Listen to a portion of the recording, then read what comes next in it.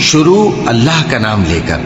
جو بڑا مہربان نہایت رحم والا ہے۔ کاف ہا یا عین صاد، یہ تمہارے پروردگار کی مہربانی کا بیان ہے جو اس نے اپنے بندے زکریا پر کی تھی جب انہوں نے اپنے پروردگار کو دبی آواز سے پکارا اور کہا کہ اے میرے پروردگار، میری ہڈیاں بڑھاپے کے سبب کمزور ہو گئی ہیں اور سر سفید بالوں کی وجہ سے چمکنے لگا ہے،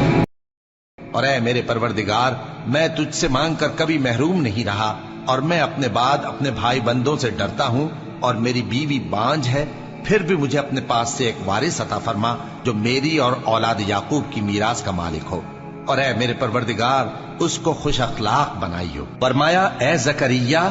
ہم تم کو ایک لڑکے کی بشارت دیتے ہیں جس کا نام یحییٰ ہوگا، اس سے پہلے ہم نے اس نام کا کوئی شخص پیدا نہیں کیا۔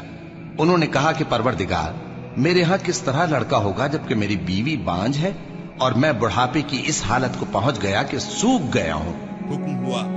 کہ اسی طرح ہوگا، تمہارے پروردگار نے فرمایا ہے کہ مجھے یہ آسان ہے، اور میں پہلے تم کو بھی تو پیدا کر چکا ہوں اور تم کچھ چیز نہ تھے۔ کہا کہ پروردگار، میرے لیے کوئی نشانی مقرر فرما۔ فرمایا نشانی یہ ہے کہ تم صحیح و سالم ہوتے ہوئے 3 رات دن لوگوں سے بات نہ کر سکو گے۔